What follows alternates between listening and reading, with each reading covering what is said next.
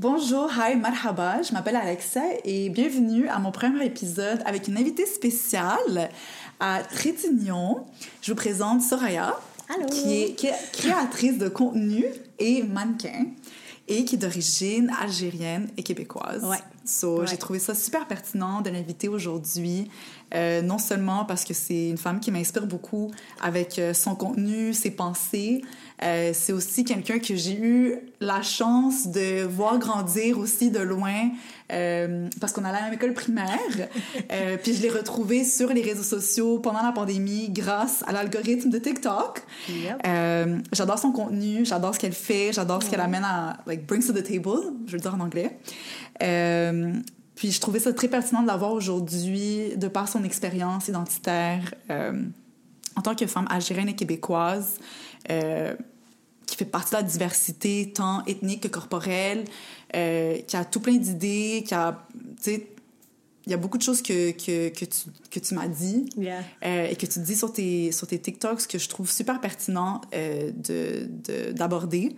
Et je voulais te donner une plateforme pour en discuter. Merci beaucoup. Donc, est-ce que tu voulais dire quelque chose? Non, merci beaucoup. Je suis vraiment contente d'être ici. C'est vraiment un beau projet de ce que tu m'as dit à date. We've been chatting a little bit, so I'm very happy. Just thank you so much. By the way, on va aller du français à l'anglais un petit peu là, des fois, so no offense to anybody. Tu vas avoir des sous-titres? Ouais. Ah, okay. Non? OK. Il n'y aura pas de sous-titres. Sorry! On fait un peu les deux. Ouais.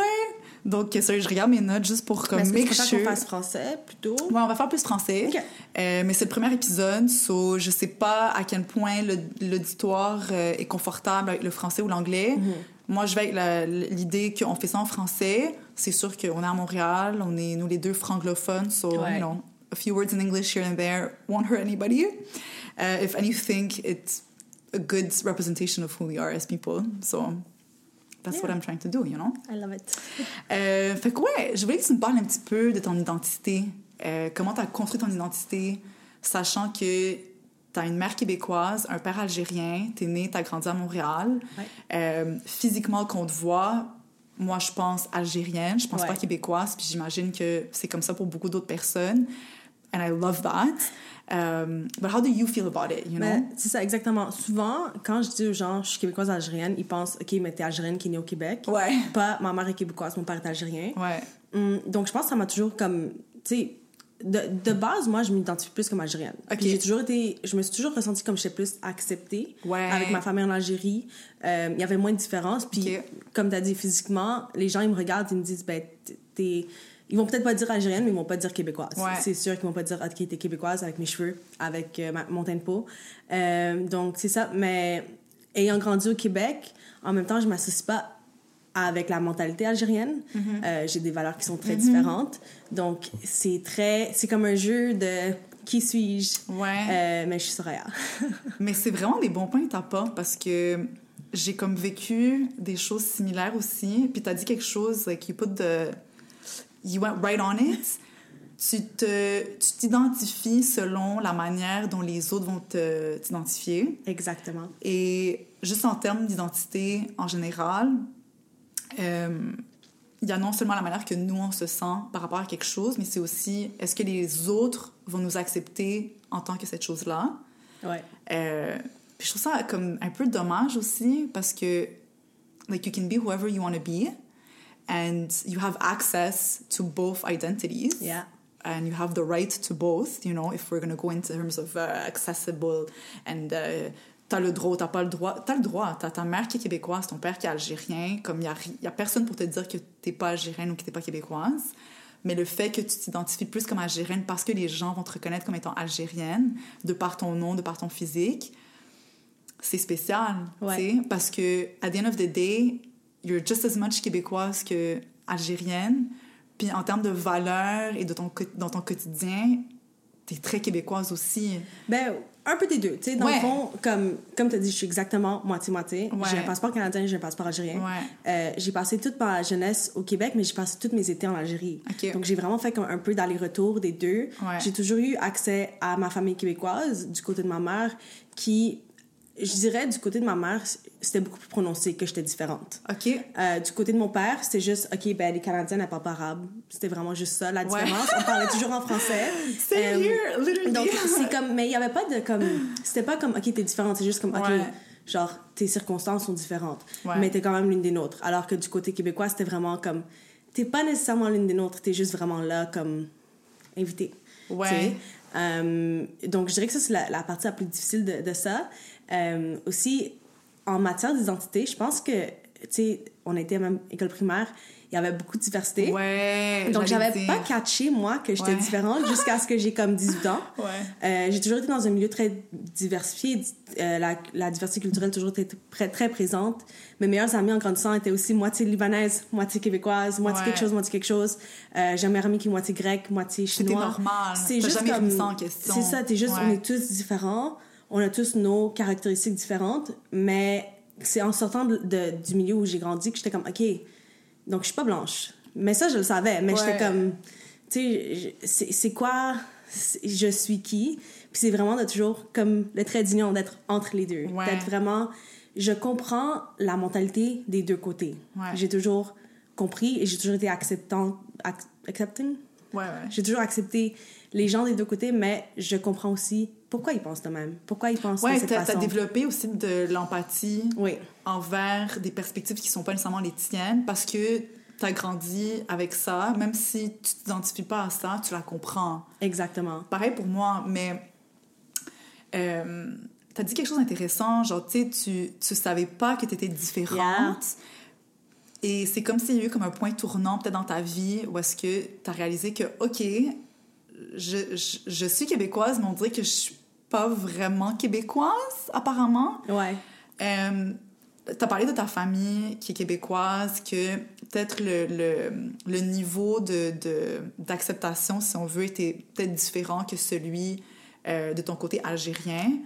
Est-ce que tu penses que c'est comme ça? Est-ce que tu as ressenti ça aussi ailleurs, dans d'autres cercles social, comme par exemple avec des amis à l'école, au travail, juste dans ton quotidien? Est-ce que c'est le même vécu ou c'était plus propre à ton expérience familiale? Non, c'était vraiment partout, là. Même avec mes amis.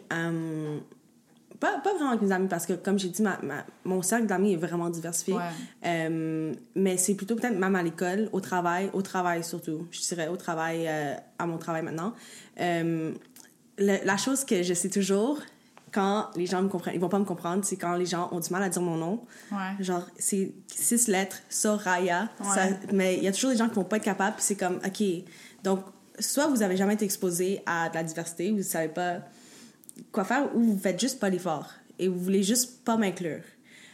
J'ai vraiment... Je pense que le sentiment de différente, ça m'a vraiment hit quand j'étais à l'université. À l'université, j'étais dans un programme d'affaires, j'étais en programme de business. Il y avait beaucoup de commentaires qui se disaient pas envers moi, mais envers les femmes racisées, envers les personnes de minorité visible. En classe? En classe. Que, tu sais, les gens, subconsciemment, ils savent pas qu'est-ce qu'ils sont en train de dire. Mais ils vont parler de pays étrangers, ils vont parler de choses que t'es comme, OK, donc toi, c'est ça dans ta tête. Genre, t'entends les gens parler, t'es comme, OK. Et ça m'a poussée à comprendre leur perspective parce que même si c'est une perspective que, d'après moi, est fausse, il faut accepter que ça, c'est leur vécu. Je sais pas s'il y a une mauvaise perspective, mais il y a définitivement des perspectives qui sont comme plus limitées que d'autres. Puis je pense que la plus grande richesse qui vient avec avoir un bagage culturel qui est diversifié, c'est que ta perspective s'élargit. Puis il y a des gens qui ont aussi l'opportunité de voyager. Puis ça élargit beaucoup ta perspective aussi. Puis quand je dis voyager, j'entends des gens qui vont avoir des expériences à l'étranger, locales, qui vont pas nécessairement rester dans des resorts, des gens qui vont vraiment aller chercher la diversité, de la nouveauté, de l'apprentissage.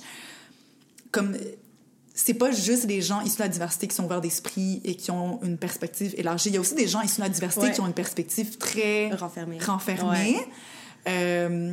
Donc, tu sais, je pense pas que c'est nécessairement culturel, mais je pense que ce qui est vraiment nice pour des gens comme toi ou des gens comme moi, des gens comme nous en général, même si je suis pas d'origine québécoise, on est des gens qui ont grandi ici, qui ont eu droit à comme un lien direct avec les deux cultures. Exact. Puis une compréhension plus facile de la réalité des deux bords. Puis on a été capable de faire notre propre cheminement et faire comme, OK, moi, en tant qu'individu, même si je comprends toutes ces choses-là, je suis pas d'accord avec tout. On est comme une tierce partie. Ouais, mais genre, juste parce qu'on n'est pas d'accord, ça veut pas dire qu'on comprend pas. On exact. le comprend, mais on l'accepte pas nécessairement. Ou on est en désaccord. Mais pour des gens qui ont comme une perspective tellement limitée, c'est frustrant. Ouais. C'est vraiment frustrant. Puis moi, de mon côté, quand j'étais jeune, ça m'énervait tellement, là. Ouais. Like, my blood was boiling quand on me faisait des commentaires ignorants par rapport à mes origines ou à ma religion, à mon apparence, à tout ce qui venait avec mes parents. Tu sais, comme on associait souvent les Arabes aux terroristes, tu sais. Puis ça m'énervait. Ou on associe le Moyen-Orient à l'islam, puis ça m'énervait. Okay. Puis on associe aussi l'islam à genre, tu sais, comme tout ce qui est négatif, mais genre, c'est pas ça, tu sais. There's so much more. Puis avec les années, j'ai réalisé que, bon, j'ai quand même de la frustration, mais c'est pas nécessairement voulu de leur part, tu sais. Ouais, c'est juste que they don't know better, and that's like, they just don't know anything, so they just know what they're being fed.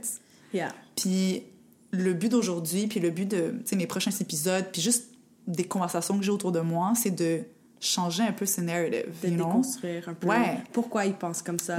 Comme c'est vrai que c'est difficile parce que tu veux les lead in the right path, mais en même temps tu peux pas comme tout déconstruire leur vie en une minute, et souvent c'est vraiment juste très loin qu'il faut déconstruire pendant longtemps, et c'est dur d'avoir la patience pour ça, donc je t'applaudis vraiment pour avoir. Merci. Mais j'allais te dire, est-ce que tu as déjà vécu une expérience au Québec ou même à l'étranger où on t'a reconnue comme étant québécoise? Puis si oui ou non, comment tu t'es sentie par rapport à ça? J'en ai vraiment deux très concrets. Okay. Une fois, j'étais en voyage, puis j'étais dans un resort avec une amie. Et on était dans un resort à Cuba, puis on parlait avec des gens, des Québécois. Et il y a de souche, genre un Québécois de souche, okay. Ouais, un Québécois, ouais, c'est ça, de souche. Donc, on parlait avec un Québécois de souche, et il regarde mon amie, il me dit, il lui dit, ah, tu viens de où? Elle dit, du Canada, c'est quoi ton nom? Caroline. OK. Là, il se tourne vers moi, et non, il lui dit, c'est quoi ton nom? Elle dit Caroline. C'est la Caroline que j'ai en tête? Ouais, okay. C'est la Caroline que tu connais. On était en voyage, elle et moi. Et c'est ça, donc, il la regarde, il dit, c'est quoi ton nom? Elle dit Caroline. Là, il se tourne vers moi, il dit, c'est quoi ton nom? Et je lui dis Soraya. Il me dit, est-ce que t'es née au Québec? Oh my God! Mais pourquoi c'est ta question? Puis en plus, vous êtes vous les deux moitié arabe, moitié québécoise. Exactement, c'est juste le nom qui fait la différence pour eux. Ouais. Donc c'est pour ça que, comme j'ai dit tantôt, je suis toujours plus rapprochée avec mon côté arabe, parce que quand je m'introduis aux gens, mon nom c'est Soraya. On t'accepte directement, t'as pas besoin de remettre en question. Mais quand je m'introduis comme Soraya à des gens québécois de souche, ils vont jamais penser, OK, elle est québécoise aussi. That's so frustrating. Yeah. L'autre exemple que j'ai en tête, j'étais à Bali il y a quelques années, et j'étais avec un ami qui était aussi canadien. Lui, il venait... il a des origines mixtes, autochtones, et des origines... je pense l'Europe de l'Ouest, de l'Est, pardon. Okay. Je sais pas trop, il est très mélangé. Crazy mix. Ouais. Et puis on était les deux. Il est quand même basané, la peau. Okay. Il a les yeux bleus. Okay. Donc c'est vraiment impressionnant à voir comme personne. Mais on était lui et moi. Genre, he's ambiguous. He's ethnically ambiguous. Yeah, exactement. Ambiguous. Genre tu le regardes, tu peux pas dire OK, lui il vient de là. Ouais, j'adore ça. Yeah. So on était lui et moi à Bali. On était dans un restaurant et on nous dit vous venez de où? Et les deux on est comme on est canadiens. Et là, on nous regarde, mais comme, non, mais vous venez vraiment de où? Mais c'est comme, les deux, on est Canadiens, on est nés au Canada, on a grandi au Canada. Ouais. Donc, c'est vraiment de comme... Les gens se posent en question alors qu'ils devraient pas. Si je te dis que je suis Canadienne, mais je suis Canadienne. Si je te dis que je suis Québécoise, je suis Québécoise. J'ai comme tellement de questions, puis je veux te partager une anecdote, puis après ça, faire un parallèle. Mm-hmm. Moi, ça a toujours été comme il y a toujours eu deux côtés. Soit on me reconnaissait pas du tout comme étant québécoise, parce que pour eux c'est comme ben non, t'es clairement pas québécoise, t'es arabe, t'es libanaise. Souvent on allait toujours à la présomption que j'étais libanaise, ce qui est vrai. je suis d'origine libanaise, j'allais à la libanaise, OK, great. Mais j'avais jamais été au Liban à cette époque-là. J'ai été au Liban pour la première fois l'année dernière, en 2022. Je parle pas vraiment bien l'arabe. Et culturellement aussi, j'ai beaucoup d'Égyptiens. Mon père, il est né en Égypte, il a grandi en Égypte. Donc, même s'il n'est pas d'origine égyptienne, j'ai beaucoup grandi avec la culture égyptienne. Puis, des fois, il y avait des gens qui étaient arabes, puis qui allaient me dire « Ah, t'as pas l'air arabe, t'as l'air québécoise parce que je suis plus claire, j'ai les yeux bleus. Puis pourtant, dans ma famille, tout le monde a les yeux clairs, les cheveux clairs, la peau quand même claire. So, pour moi, c'est comme, I didn't realize I didn't look like you or the expectation of what I'm supposed to look like, tu sais. Fait que c'est comme si, genre, I didn't fit anywhere. Puis le seul endroit où je me sentais bien, c'était Montréal, mais encore là, c'est quoi mon identité? Je la connaissais pas, je la comprenais pas bien. Puis ma mère me disait tout le temps, attends le jour où tu vas aller au Liban, it's just all gonna make sense to you. Puis quand j'étais au Liban l'an dernier, je me suis jamais sentie aussi bien de ma vie en termes de how I identify. Parce qu'on n'a jamais rien remis en question, tu sais. J'étais au Liban pendant quasiment 1 mois et les gens assumaient tout le temps que j'étais libanaise directement.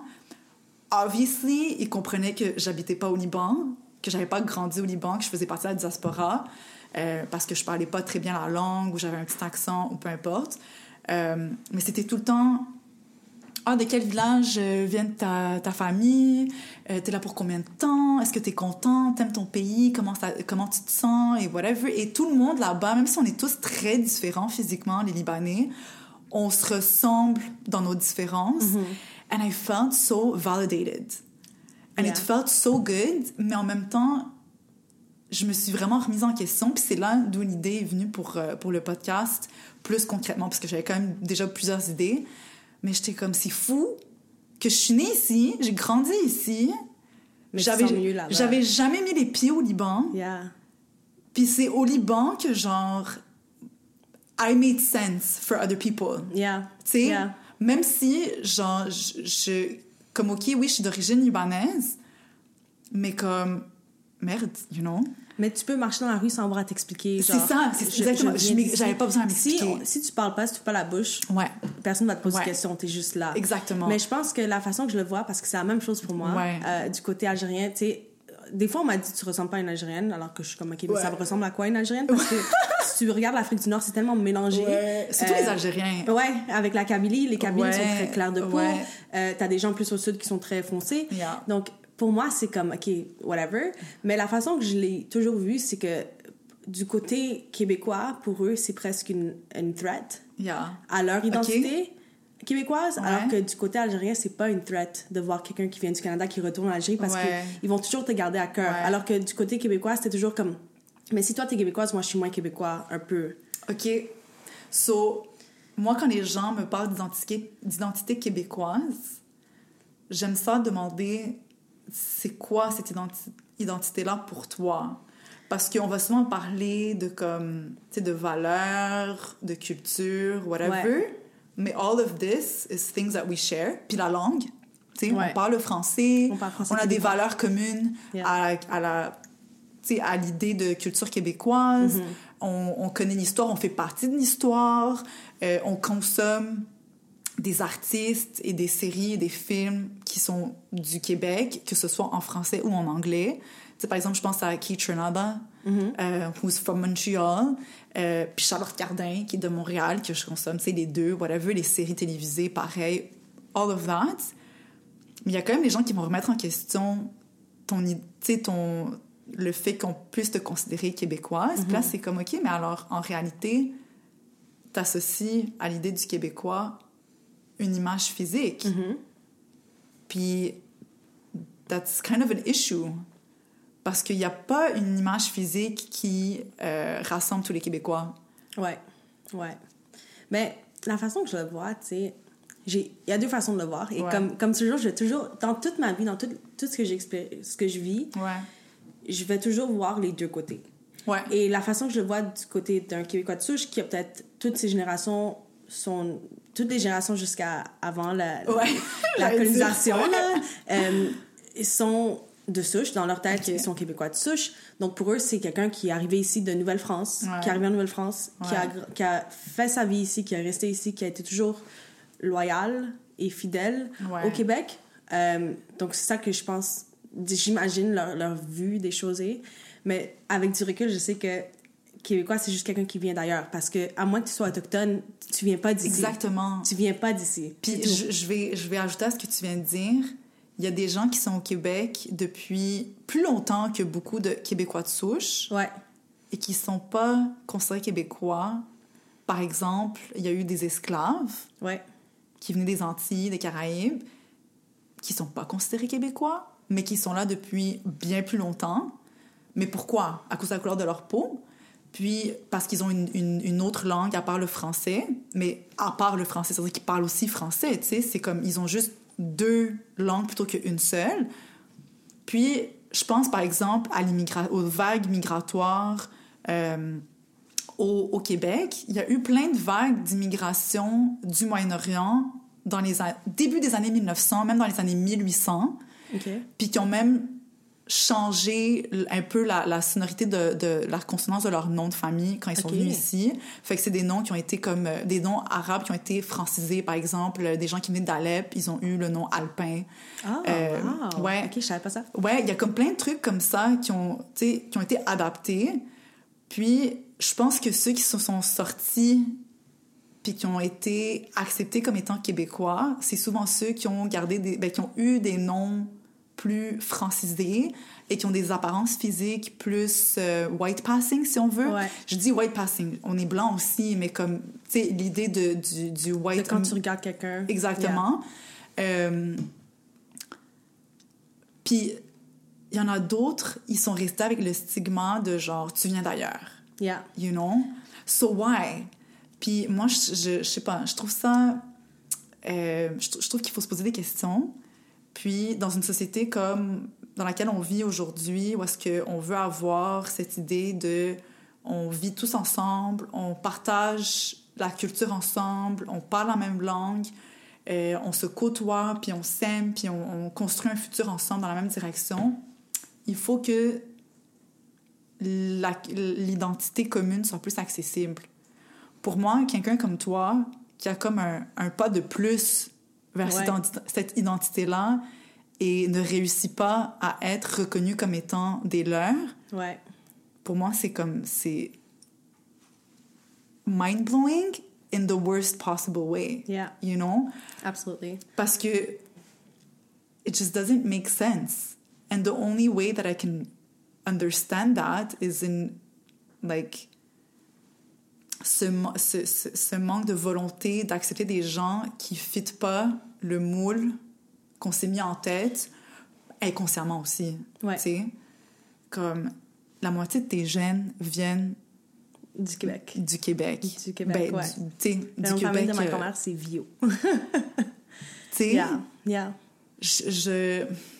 Puis je trouve ça dommage que, comme par exemple, quelqu'un qui est français, qui fait ses études à Montréal, va peut-être avoir plus de facilité à se faire reconnaître en tant que Québécois si la personne réussit à prendre l'accent québécois, parce que l'accent aussi, c'est quelque chose de gros.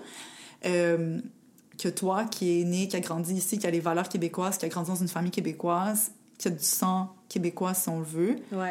It's weird. I think the way I put it in my head, tu sais, parce qu'on peut passer toute la journée à débattre c'est quoi québécois, c'est pas quoi québécois. Je pense que la façon, tu sais, d'enfant d'immigrant, de le voir, c'est quelqu'un qui habite au Québec. Je suis québécoise parce que j'habite au Québec, parce que j'ai grandi au Québec. Même si j'avais pas grandi au Québec, je suis québécoise, j'habite au Québec. Et je pense que je vais le laisser là. Je cherche plus à définir. Je cherche à juste accepter. Admettons qu'un jour, tu vas avoir des enfants. Je veux pas assumer que t'en veux ou t'en veux pas. Mais est-ce que c'est quelque chose que t'aimerais leur inculquer, dans le sens où, si tu dois les imaginer, est-ce que pour toi, ce seront des Québécois ou pas? 100% non. Ah ouais? Juste, il y a deux raisons. OK. Premièrement, mon partenaire si j'imagine avoir des enfants avec mon partenaire en ce moment, il est américain. OK. Donc, je suis pas mal sûre que si j'étais pour avoir des enfants, ce serait aux États-Unis ou ailleurs. Mon partenaire aussi West African. Et moi, je suis nord-africaine et je me suis toujours beaucoup plus associée avec l'Afrique du Nord. Donc, pour moi, mes enfants seraient plutôt africains. OK. Si on habitait au Québec, je leur expliquerais c'est quoi et je leur dirais, écoutez, si on habite au Québec, je pourrais leur dire vous êtes québécois, mais je m'imagine pas que ça va arriver. Je m'imagine pas avoir des enfants premièrement, donc c'est un peu difficile à concrétiser. Mais je pense que non, j'aurais pas... Mes enfants seraient pas québécois parce que j'habiterais pas au Québec. C'est ça que je le vois. Si j'habitais à Montréal, peut-être, je leur expliquerais, vous êtes un quart québécois de souche, mais vous êtes québécois parce que vous habitez au Québec. C'est vraiment intéressant parce que pour moi, si je vais par la définition de quelqu'un de québécois, oubliez ce que je viens de dire. Si je veux me dissocier... Pour que l'idée issue de la diversité disparaisse de la manière de définir quelqu'un, il faut que les deux parents soient nés au Québec. Puis, dans mon cas, le jour où j'aurai des enfants avec mon futur mari, qui est d'origine palestinienne, mais qui a grandi à Montréal, nos enfants vont être considérés comme étant des Québécois et non des enfants issus de l'immigration, de la diversité ou peu importe, parce que leurs deux parents sont nés et ont grandi au Québec. Pour moi, c'est sûr que je vais inculquer à mes enfants leurs origines en termes de racines d'ailleurs, mais pour moi, c'est vraiment important aussi de leur inculquer qu'ils appartiennent aussi à l'identité québécoise et ils y contribuent aussi. Puis, je vais m'inclure dans le moule des Québécois parce que, why would I not be allowed to be considered québécoise? Puis j'entends quelqu'un comme toi me dire que c'est pas quelque chose que tu ferais nécessairement à moins que tes enfants soient nés au Québec. Je trouve ça comme une très grande perte pour le Québec. Mais je dirais... it's not on you, I get it. You know? But it just like re-enhances... C'est vrai. The fact that there's a problem, you know? Mais je pense aussi, ça vient aussi d'un côté que ma peur, ça serait d'associer mes enfants à la culture québécoise et qu'ils perdent leur culture, qu'ils perdent les autres cultures à lesquelles ils sont associés. Donc, c'est comme un jeu de comme... Qu'est-ce que tu leur apprends? Puis aussi, l'histoire, pour moi, c'est très important. Et ça serait très important de leur rappeler que même si les Québécois, ça fait longtemps qu'ils sont ici, cette terre appartient aux personnes autochtones. C'est les personnes autochtones qui viennent d'ici. Et d'être Québécois ou non, c'est d'appartenir à une province. C'est moins d'appartenir à une culture. À une terre. Et à une terre, c'est ça. C'est vraiment tricky. C'est vraiment tricky, mais c'est difficile à concrétiser encore une fois parce que j'imagine pas avoir des enfants. Et j'ai vraiment aimé que t'as dit comme, si tu veux, parce que moi, je suis comme, no. Not everybody wants kids, There's no kids in my mind anytime soon. You're so young, enjoy. Mais non, mais c'est vrai que ça serait une perte que... Mais je sais pas, c'est vraiment difficile parce qu'encore une fois, ça revient à mon identité à moi. Parce que c'est personnel. C'est ça. C'est tricky. C'est tricky. Je remets pas en cause le fait que tu dois pas t'identifier en tant que Québécoise. Moi, ce que je remets en cause, c'est le fait qu'on t'a pas donné l'opportunité de choisir pour toi-même si tu voulais t'identifier en tant que Québécoise. C'est vrai. Puis, de tout ce que tu m'as dit, j'ai pas ressenti qu'il y a eu un moment où est-ce qu'on t'a dit explicitement que tu étais une des leurs. Puis, je trouve ça... Triste, pas étonnant, mais triste. Parce que je me dis, comme même les enfants issus de mélanges, even them, they don't get accepted as one of... The ones that they're mixed, Tu sais? Mais je pense qu'en tant qu'identité personnelle, je m'identifie tellement moins à la culture québécoise que la culture montréalaise. Pour moi, c'est Montréal. Pour moi, c'est Montréal. J'ai grandi à Montréal. C'est toujours Montréal. Parce que Montréal, c'est pas le Québec. C'est vraiment dur à dire, mais Montréal, c'est Montréal. Montréal, c'est Montréal. Et ça a toujours été que je suis montréalaise. Je suis canadienne montréalaise. Je vais souvent pas dire que je suis québécoise, mais je suis toujours montréalaise. Je vais toujours rester montréalaise. ça a été la même chose pour moi pendant tellement longtemps, jusqu'à aujourd'hui. Ouais. Mais je pense que dans les dernières années, j'ai commencé à faire un travail pour faire un effort de moi aussi vouloir m'identifier en tant que Québécoise, en espérant que on va tous essayer comme pas essayer, mais si on se met tous à vouloir s'identifier en tant que Québécois, peut-être que de l'autre côté, on va vouloir nous identifier comme étant un des leurs aussi. Mais je me suis toujours identifiée comme montréalaise. Ouais. Mon blog, ça s'appelait La Montréalaise avant. Mon premier livre, c'est Le journal intime d'une Montréalaise. Quand je voyage, puis que les gens me demandent je viens d'où, je suis comme « Ah, I'm from Montreal, je suis montréalaise. Yeah. » Tu sais, ils sont comme « Ah, Montréal! Au Québec, je suis oui, au Québec, au Canada, genre, je suis montréalaise. » Comme oui, je suis canadienne, oui, je suis québécoise, mais first and foremost, je suis montréalaise.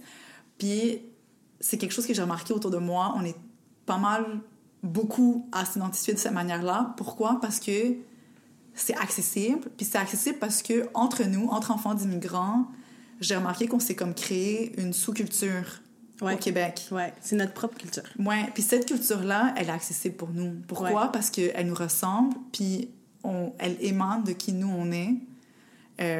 Puis par exemple, je pense à quelque chose de vraiment spécifique, là, je sais pas si tu vas connaître, mais Occupation Hood. Yeah, j'ai déjà été sur Occupation Hood. No way! Yeah. OK, I love je that. Je peux te le montrer après. Mais tu sais, tout le monde écoutait Occupation Hood, genre en mode, oh my God, c'est so funny, whatever. Yeah. Moi, j'écoutais ça en mode comme, from a political science point of view. Puis je trouvais ça vraiment intéressant parce que tu voyais en live des milliers, puis quand je dis des milliers, il y avait comme 30 000, 60 000 personnes qui se connectaient tous les dimanches pour écouter un show qui, honnêtement, touche seulement des gens d'ici, nous. Okay? Non, j'ai expliqué, puis ça marchait pas. Puis ça touchera pas le Québécois de souche. Il y en a qui vont être comme qui vont se sentir interpellés et tout, mais de manière générale non. Les expressions qu'ils utilisent, les anecdotes qu'on va avoir, la musique qu'on écoute, le slang, comme les chilling spots, you know, les inside jokes, it's all our subculture, you know. Yeah, comme pour moi, Kaytranada, c'est Montréal. C'est Montréal. Puis j'aimerais tellement que ça soit le Québec aussi, mais on dirait que ça n'est pas encore. Mais je me demande si la différence entre ta perspective et la mienne, c'est que moi, j'ai fait la majorité de mon éducation en anglais. OK. Donc, j'ai fait mon primaire, mon secondaire... Ouais. Ben, mon primaire, c'est en français, 100%, ça tu sais. Mon secondaire, c'est une école bilingue. OK. Où est-ce que tout le monde parle anglais, sauf mes cours, c'est en français. OK. J'ai fait mon cégep à l'université en anglais. Donc, pour moi, j'ai tellement jamais été rattachée à la culture québécoise, même si je suis moitié québécoise. Ouais. Juste parce que, j'ai tellement du mal avec le slang québécois, francophone, même le slang francophone montréalais, je suis comme, des fois, je comprends pas. Parce que je connais juste en anglais. Donc, peut-être la langue, déjà, fait un gap entre... Définitivement. Mon identité et... mon identité. Définitivement, mais... Funny you say that, parce que notre primaire, c'était une école française. C'était pas une école francophone, c'est une école française. Donc, tout notre système, les cahiers qu'on avait, nos cours... on écrivait avec la plume. On avait tous nos cahiers de la France. Même nos cours d'anglais, c'était des cours d'anglais... puis on avait des cours d'anglais British. Nos livres, il y en avait beaucoup qui venaient de l'Angleterre. Fait que des fois, on avait des mots de vocabulaire qui étaient rattachés à l'Angleterre et non à l'Amérique du Nord. Mais les profs faisaient l'effort de nous montrer les deux. Puis quand je suis arrivée au secondaire, j'ai fait le choix d'aller à l'école secondaire québécoise. Parce que j'ai dit à ma mère, je suis comme... nous, on parle le français à la maison. J'ai été élevée en français, mais un français de France et un français du Moyen-Orient. So, la culture québécoise, je la connaissais pas. À part la télévision comme VRAC TV, that's it. That's about where it ended and where it started. Puis j'ai grandi aux West Islands. Donc même si j'ai grandi avec le français, j'avais pas cette barrière de la langue, j'avais cette barrière à la culture québécoise, si on veut. Fait que je voulais vraiment aller à l'école québécoise, le système québécois. Puis je me rappelle, la première journée d'école, je suis entrée dans l'auto, j'ai dit à ma mère, je comprends rien. Là maintenant, j'ai comme peut-être un petit accent québécois. Mais on parle d'il y a comme 15 ans, j'en avais pas, you know. Puis, mais je pense que c'est plus un accent montréalais. Ouais, j'ai plus un accent montréalais, for sure. Mais nos profs au primaire, même celles qui étaient québécoises, n'avaient pas un accent thick. Fait que les expressions québécoises, je les connaissais pas. Les références québécoises, je les connaissais pas non plus. So pour moi, ça a été un choc un peu culturel d'aller à l'école québécoise au secondaire.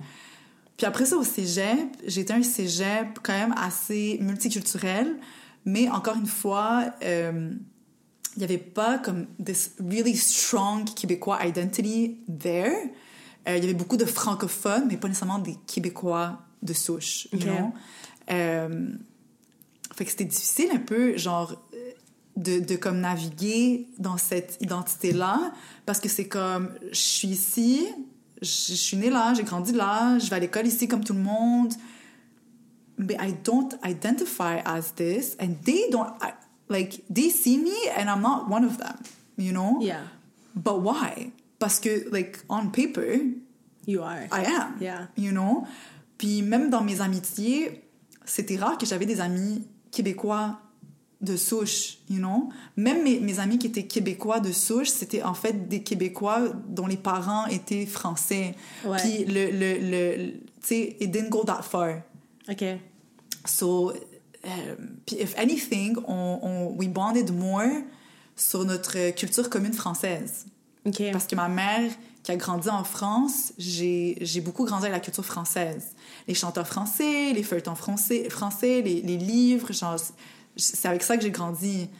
Donc, I was able to bond about that with people, yeah. you know? Yeah. Mais, tu sais, je repense à comme des moments où j'étais au secondaire, puis la prof de français était comme si vous demandez à vos grands-parents, ils vont tous connaître les ploufs, ou je sais pas trop. Puis il y avait genre moi puis une de mes amies comme haïtiennes, on se regardait, on était comme I don't think my grandparents are gonna know about this, you know, genre my grandparents from a village in Lebanon, you know.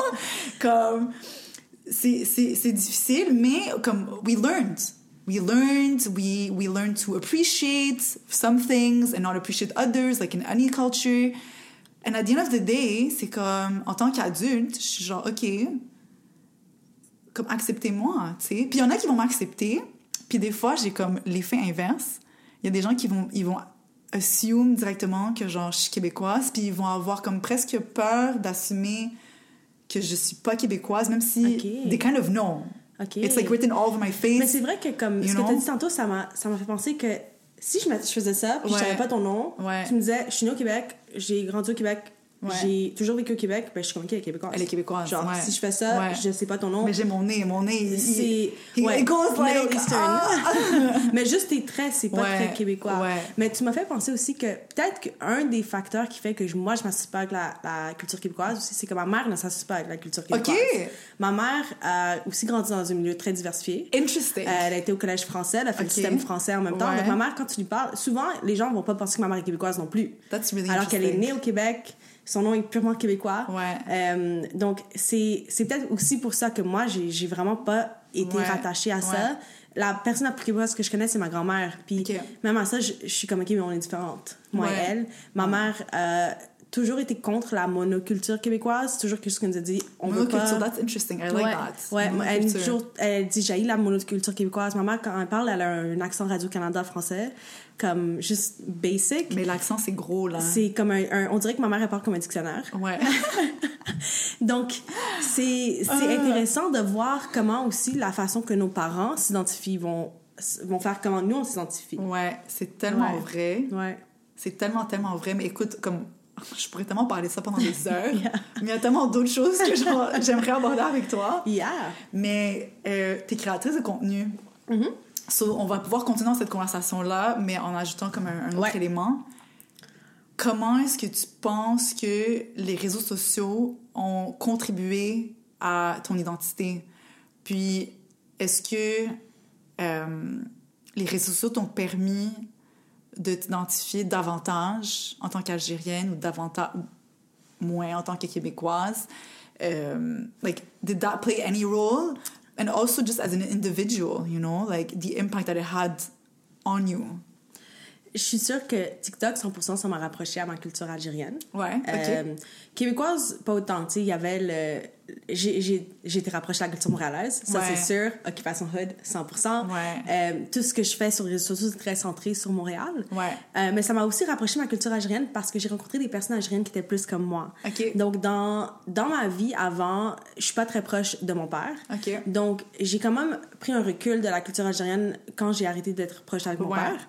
Donc, à cause de ça, j'ai toujours été comme dans le déni que, comme, OK, l'Algérie, c'est un côté, le Québec, c'est un côté, moi, je suis là, je fais qu'est-ce que je veux, je vis ma vie moi-même. Yeah. Mais avec TikTok, j'ai rencontré une de mes meilleures amies. OK. Aujourd'hui, c'est avec elle où je vais en Algérie bientôt. That's amazing. Ouais, on s'est rencontrés sur TikTok. C'était vraiment comme random. Au début de TikTok, quand j'ai commencé, j'ai fait une vidéo genre je suis algérienne, je suis à Montréal, whatever. Ouais. Puis là, on s'est follow. Puis là, après comme quelques mois de parler, on a fait un brunch. Puis on était vraiment similaires dans nos pensées. Elle a aussi grandi au Québec. Okay. Elle, ses 2 parents sont algériens. Et elle est née en Algérie. Okay. Mais elle a grandi au Québec. Ouais. Et on a tellement la même mentalité sur les choses. Et ça m'a vraiment aidée à me reconnecter avec ma culture algérienne. Ouais. Parce que j'ai réussi à comprendre que c'est pas la culture qui fait les gens, c'est les gens qui font la culture. Oh my God, c'est tellement bien dit. C'est tellement bien Donc, dit. je peux faire qu'est-ce que je veux, je peux m'identifier comment moi je veux. Ouais. Et si vous voulez pas m'accepter, mais ça, c'est votre problème à vous. Ouais. Puis ça fait qu'aussi, j'avais un peu peur aussi de la mentalité algérienne, des fois, des valeurs. Tu sais, j'ai quand même des tatous. Ouais. Je suis quand même grosse et la grossophobie, c'est très présent. En Algérie, ça m'a toujours été quelque chose qui m'a affectée. Donc, de la connaître, elle, ça nous a aidé à comme rationaliser, OK, on est différentes, mais on se comprend, puis on se valide entre nous. Okay. Et ça fait qu'on peut aussi parler de sujets que d'autres personnes comprendraient pas, sur comment s'habiller quand on va être en Algérie, sur comment aborder les sujets en Algérie avec les personnes et comment aborder les sujets de l'Algérie avec les personnes ici. J'ai une autre amie aussi que j'ai rencontrée sur TikTok / à l'école. Et avec elle, elle est aussi algérienne, et on a eu des grosses discussions sur l'identité de genre et la sexualité. Okay. Et ça, c'est un sujet très, très, très tabou. Tabou, ouais, j'allais dire. Et que j'aurais jamais pu aborder avec une personne algérienne sans les réseaux sociaux qui nous ont comme connectés là-dessus. Ouais. Ça a comme brisé la glace avant qu'on aille à le faire. C'était vraiment nice. Ouais. Mais c'est... It's like a breath of fresh air. Yes. De pouvoir rencontrer des gens qui sont like-minded. Yes. Et que tu te dis genre, oh my God, like I'm not the only one. I'm not crazy. Tu sais, genre, souvent on va avoir des amis qui vont venir genre fulfill a need and comme, not a whole, but like, tu sais, ils t'amènent différentes choses. Chacun t'amène quelque chose de différent. Mais c'est tellement spécial d'avoir quelqu'un qui est capable de comprendre différentes facettes de toi. Ouais. And you don't need to explain yourself. I don't have to introduce myself. Yeah. I love that. Yeah. Puis, le fait juste d'avoir des conversations sur des éléments, par exemple, comment s'habiller en Algérie, c'est vraiment anodin, mais ça fait tellement du bien de savoir qu'on peut avoir ces conversations-là avec quelqu'un qui va nous comprendre, puis qu'il n'y aura pas de jugement par rapport à ces choses-là, de 100%. Aucun bord. Exactement. You know? Ça se passe comme, oh my God, mais voir que c'est comme ça en Algérie, ou, mais non, genre, like, of course it's like this, you know, like, what do you expect, genre. Tu sais, dans les 2 bords, la personne va te comprendre, puis moi, j'avais été en Égypte quelques fois. Puis en Égypte, c'est un peu comme en Algérie en termes vestimentaires. Tu peux pas t'habiller comme tu veux en Égypte. Non. Surtout pas au Caire. Puis moi, j'avais beaucoup de... genre, like, I had a lot of issues with that. Comme, je suis quelqu'un de très, genre, body positive. Comme, pour moi, genre, l'habit ne fait pas le moine. Obviously, I know how to dress appropriately.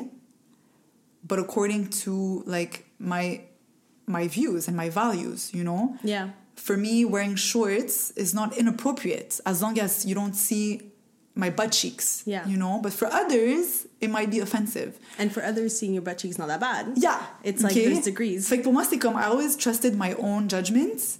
Mais en Égypte, you can't, you know? Yeah. Like, even though I wanted to, genre, des fois, il y avait des situations parce que j'avais comme pas le choix. Genre, this is how it is and that's it, that's all. Yeah. Puis j'avais comme la frustration, tu sais, quand les gens te disent « Ah, mais viens vivre en Égypte, whatever », j'étais comme « Non, j'adore l'Égypte, j'adore les Égyptiens, mais there's a lot of things about this society that I just disagree on. » Parce que t'as grandi au Québec. Parce que j'ai grandi au Québec, parce que je suis québécoise aussi, j'ai des manières de faire, même si mes cousines partagent des valeurs avec moi, whatever, they're used to it, and for them it's like, it's just how it is. But no, I know a world without this, and I don't want to live in that, you know? Puis ma sœur, elle est allée pour la première fois dans les derniers mois. Puis je suis allée la rejoindre et, tu sais, we were like bonding over our like shared frustration, you know? Puis c'était tellement comme... like, it just feels good. It's freeing. That's why for me, genre les réseaux sociaux, ça fait... Parce que moi, j'ai pas de sœur. Ouais, et par de ça, c'est tellement un handicap. C'est tellement vrai. Je peux même pas imaginer, j'ai juste des frères. Donc, pour eux aussi, ils sont traités différemment versus moi, en tant que fille. Donc, c'est sûr que... c'est vraiment comme un standard complètement différent. C'est beaucoup plus prononcé en Algérie qu'ici.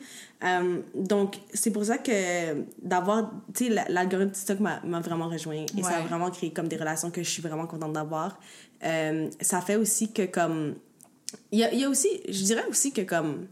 Quand je rencontre des personnes qui ont des parents immigrants aussi, il y a comme une méfiance un peu au début de savoir t'es à quel degré. OK, c'est quoi tes valeurs? Est-ce que t'as grandi très proche, ta communauté? Tu sais, comme déjà mon amie, de savoir qu'elle est née en Algérie, ça m'a fait comme, OK, est-ce qu'on a les mêmes valeurs? Est-ce qu'on est différentes? Et il y a des trucs qu'on s'entend pas, c'est sûr, mais c'est pas du tout fondamental sur à qui je suis. C'est ça. Tu peux être en désaccord avec quelqu'un sur qu'est-ce que t'aimes manger, mais pas sur mes droits de m'habiller comme je veux, mes droits de faire qu'est-ce que je veux, d'aimer qui je veux. Donc, c'est vraiment...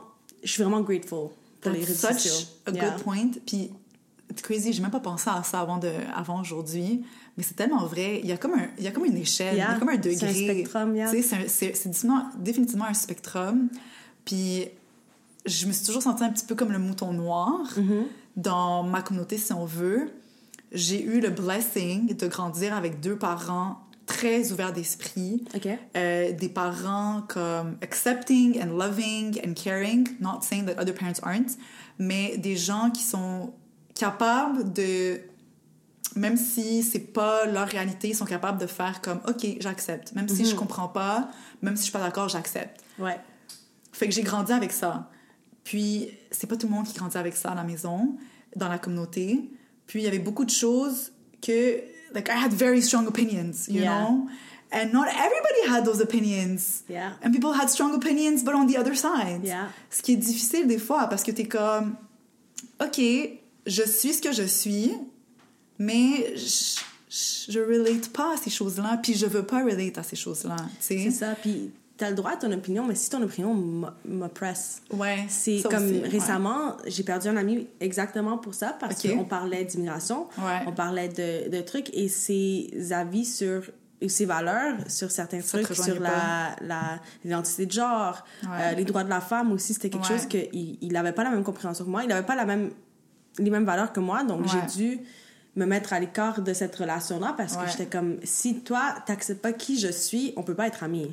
C'est vraiment si tes valeurs sont tellement contre moi, tu peux pas être mon meilleur ami.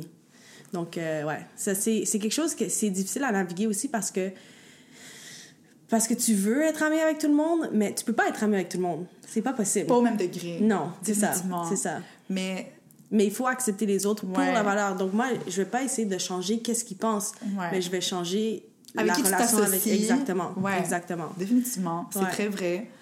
Puis moi, quelque chose que je dis souvent à mes amis, quand on parle de partenaires et de religion, de culture, whatever, tu sais, you're allowed to have whoever you want, like, in your personal life. Tu sais, tu peux, par exemple, en tant que croyant, tu peux être avec quelqu'un qui est croyant, qui partage les mêmes valeurs, tout en acceptant les autres, tout en étant ouvert d'esprit. Puis t'as le droit.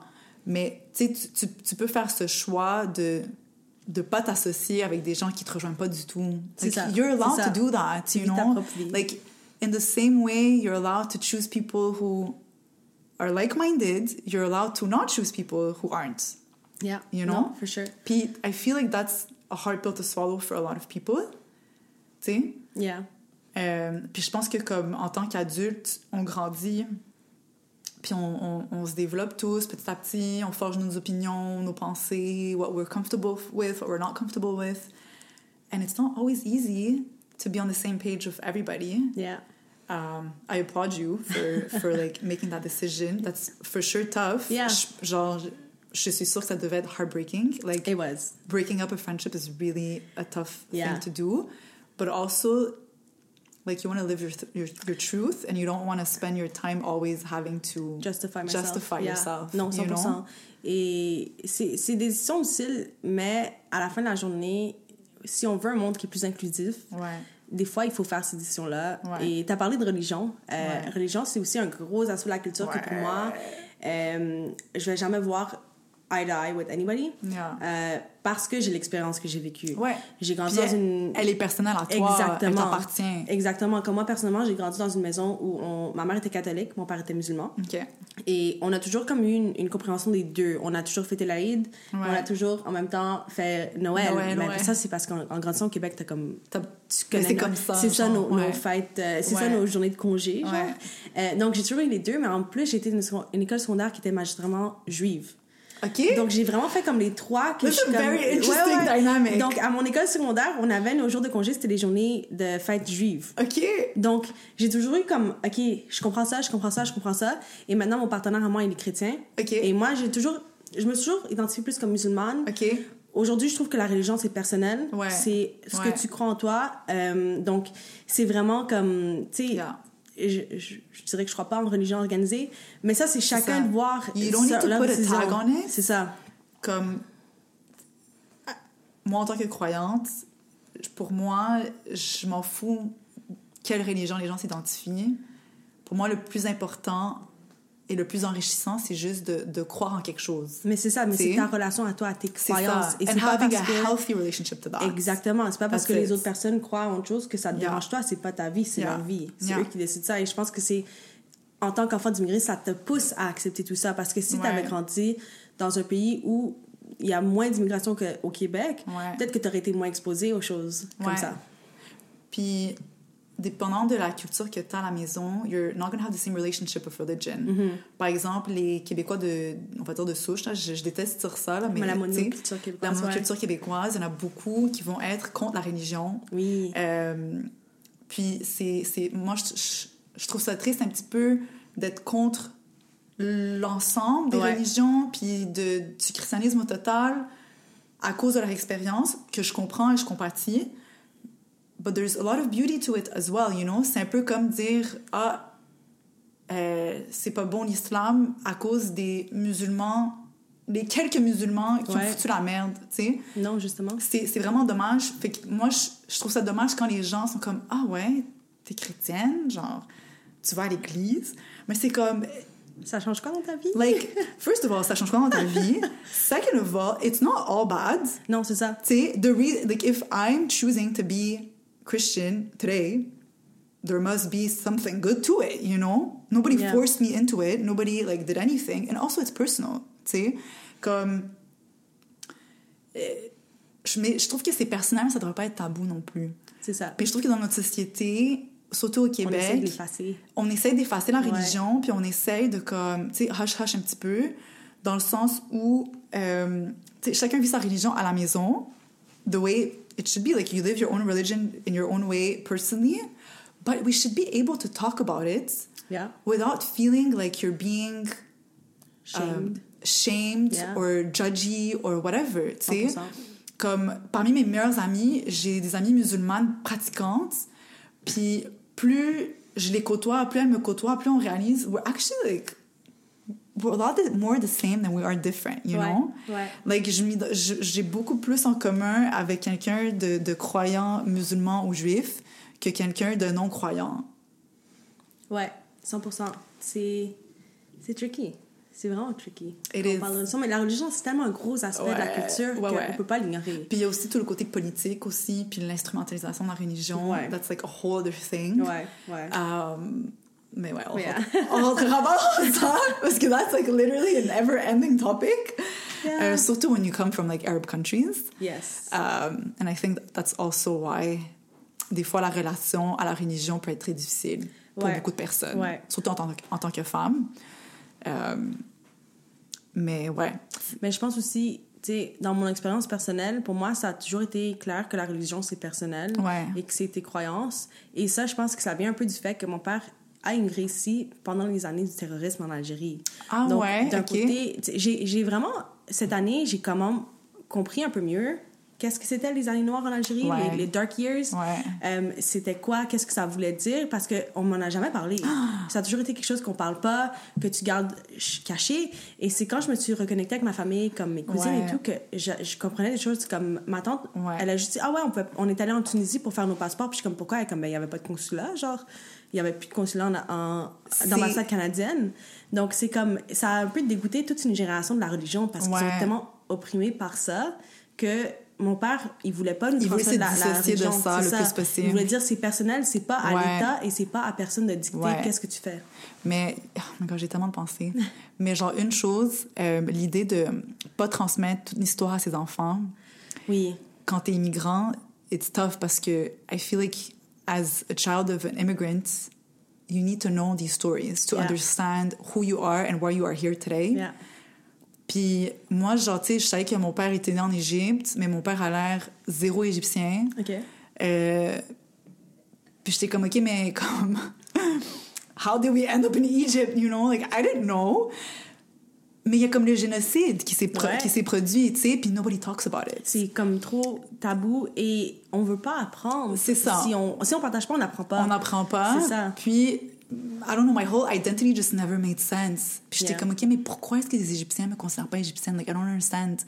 Mais c'est parce qu'on n'est pas égyptien, tu sais. Mais genre, on est égyptien culturellement, mais comme à la base, on l'est pas. Puis c'est comme, that was a whole other thing, you know, like understanding what happened to my family, what did my family experience, how did we end up here, comme all these things. And also, comme, tu sais, quand tu vis tu viens d'un endroit où est-ce que au moment même il y a beaucoup de choses qui se passent puis t'as pas envie d'être rattaché aux idées négatives qui viennent de là, pas qui viennent de là mais qui se rapportent à cet endroit-là.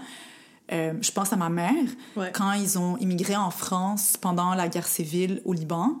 Mon grand-père a été très comme straightforward, tu sais, vous êtes en France, vous êtes français. OK. So ma mère, elle a toujours trouvé ça vraiment drôle et spécial que elle est née au Liban, mais que ces deux filles qui sont nées au Canada, qui ont jamais mis les pieds au Liban, ont grandi beaucoup plus libanaises que elle à Paris. OK. Parce que aussi de la culture en France, tu viens à cette époque-là, encore aujourd'hui à certains égards, tu délaisses un petit peu ta culture pour fit in dans la culture majoritaire, mais dans la culture majoritaire, eventually, they accept you as one of them, you know? Mais ici, il n'y avait jamais ça, puis c'était beaucoup plus facile pour nous de s'identifier avec les autres Libanais que de s'identifier comme étant autre que Libanais, tu sais. Ouais. C'est dur, parce que comme je t'ai dit tantôt, c'est ma responsabilité d'apprendre, mais c'est pas la responsabilité de m'apprendre, de teach. Yeah. It's your responsibility to learn, but it's to not learn. their responsibility to teach. Yeah. So, tu sais, quand je pense à mon père, j'ai vraiment d'empathie pour lui parce que quand il a vécu ces choses-là, quand il a immigré ici, c'est quelque chose que j'ai appris récemment, c'est quoi le processus d'immigration, parce que moi, j'avais jamais été exposée à ça du tout. Yo, shout out to our parents. C'est ça, c'est difficile. Tu sais, je l'ai expérimenté avec mon partenaire à moi. Donc, ça fait que j'ai vraiment de l'empathie envers lui et je veux pas le forcer à m'apprendre parce que c'est vraiment des années dures pour lui. Il avait 24 ans, il avait exactement mon âge quand il a dû quitter son pays, tout ce qu'il connaissait, pour venir ici en espérant avoir une meilleure vie. Donc, moi, ce que je fais de mon côté, c'est que j'apprends de moi-même. Donc, il y a 2 livres que je suis en train de lire en ce moment. Il y en a un que j'ai amené avec moi, en fait. Ça s'appelle « L'art de perdre ». OK. Je me souviens plus du nom, mais je l'ai avec moi, je peux te le montrer après. L'art de perdre, c'est vraiment sur l'histoire de l'Algérie. Et il y a un autre livre que je cherche, que j'essaie d'avoir, mais je le trouve nulle part à Montréal. Ça s'appelle « L'école en Algérie de 1930 à l'indépendance ». Ah, je l'ai pas lu, mais j'ai lu un livre récemment, bleu, blanc, vert. OK. Vraiment bon. OK, je vais essayer de parle voir. Justement de Mais c'est ça, donc moi, je me force à l'apprendre parce que c'est la culture à laquelle je me rapproche le plus. Et surtout, l'école en Algérie de 1930 à l'indépendance, c'est les années où ma grand-mère est allée à l'école. Donc, ce serait de savoir... Aussi, ma grand-mère est allée dans une école... Ma grand-mère algérienne est allée dans une école catholique en Algérie, alors qu'elle était musulmane. Wow. Ouais, c'est vraiment... L'histoire de l'Algérie est tellement complexe que j'encourage vraiment les jeunes Algériens à l'apprendre par eux-mêmes et pas essayer de le forcer leurs parents. De faire leur propre idée de leur culture. Exactement. Puis de créer leur propre lien avec la culture. Parce que des fois, par exemple, je connais une Libanaise, qui a une fille qui a un père libanais, qui n'a pas vraiment un contact avec son père. Puis sa mère me disait, genre, tu sais, j'aimerais vraiment que ma fille développe son propre lien au Liban et qu'elle n'attache pas l'idée du Liban seulement à son père. Parce que sinon, ça va être négatif, mais il y a beaucoup de positif aussi, puis c'est aussi sa culture, ses origines. Comme, c'est dommage, tu sais, de waste all of that because of a relationship, you know, that wasn't nurtured, that didn't flourish. Puis je trouve ça vraiment bien que tu fasses tu lis, tu te renseignes, que tu ailles en Algérie, passer du temps, puis que tu te crées tes propres souvenirs, ton propre attachement, puis c'est ça que tu vas inculquer à tes enfants, tes enfants. Aux personnes qui m'entourent. Aux personnes qui t'entourent. Exactement. Tu sais, habit of saying that. Non, mais il faut, mais tu sais, je peux pas avoir d'enfants, mais quand même transmettre mes savoirs. Comme autour j'ai de toi. Une nièce, puis ma nièce, c'est comme mon baby. Cute. Elle est tellement cute. Donc, tu sais, c'est de transmettre le knowledge. Parce et à que tes ça va amis être perdu. aussi. Exactement. À tes amis aussi. Exactement. Genre, j'ai une de mes meilleures amies qui est algérienne, américaine, actually. OK. Puis, I learned so much from her about Algeria. Yeah. Tu sais?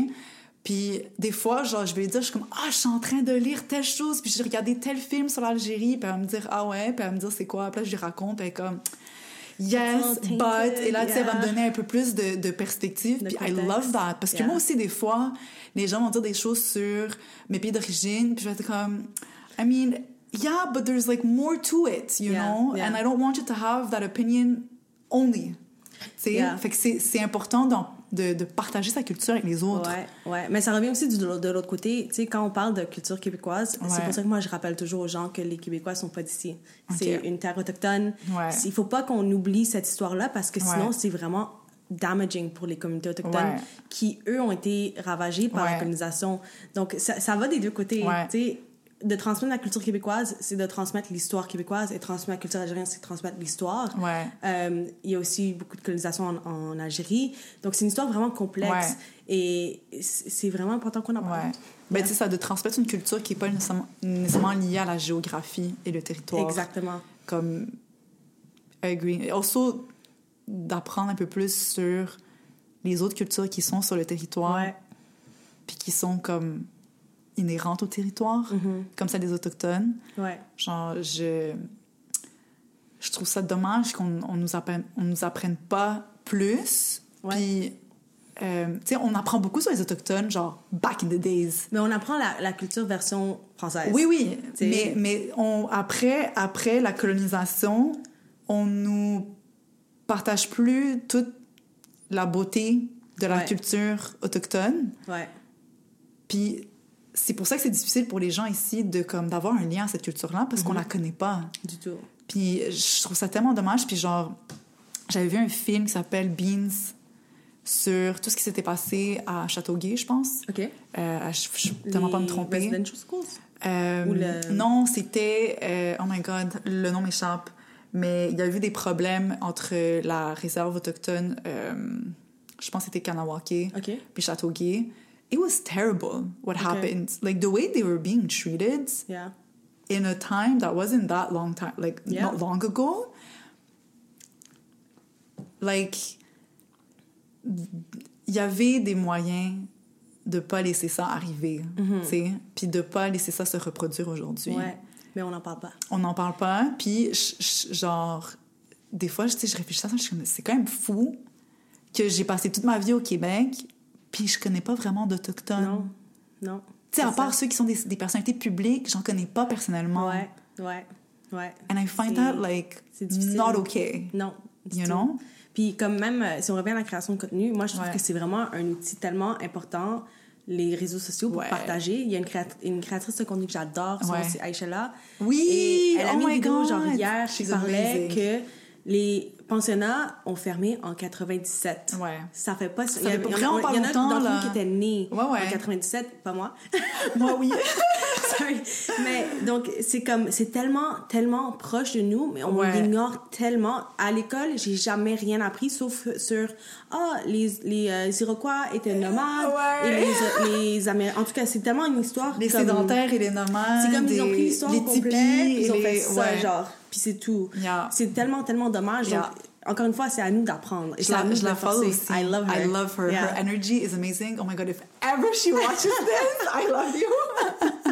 Comme, à chaque fois que je la revois, puis souvent elle danse avec son père aussi. Yes. Je suis comme, wow, like, it's so nice. Puis c'est là que tu vois, genre, à quel point, like, she really embodies all her different origins, you know, and le fait, il y a rien qui diminue l'autre, tu sais.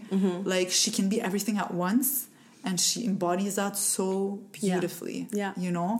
Puis ça me fait penser à l'autre question que je t'avais mentionné tantôt avant d'enregistrer, mais quand tu as une plateforme, oui, est-ce que tu crois que tu as le devoir de parler et de donner un espace sur des enjeux qui te touchent? Ouais, ben, tu sais, à la fin de la journée, ça revient que moi, je me présente comme je suis. Ouais. Et les facteurs intersectionnels que vous voyez sur moi, de moi, c'est qui je suis à tous les jours. Ouais. Est-ce que c'est ma responsabilité de vous apprendre c'est quoi être une femme algérienne québécoise? C'est quoi être une femme plus size? Non. C'est à vous de chercher à apprendre. Moi, je vous partage qu'est-ce que je vis et qu'est-ce que j'ai vécu.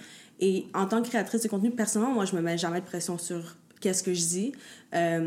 J'ai aussi étudié en marketing, donc ça fait que je comprends un peu plus comment transférer l'information, mais aussi je fais attention à qu'est-ce que je dis parce que je veux pas être like damaging. Yeah. Je veux pas dire la mauvaise chose. Ouais. C'est une autre pression en plus. Donc moi, je dis mon histoire, je raconte mon vécu.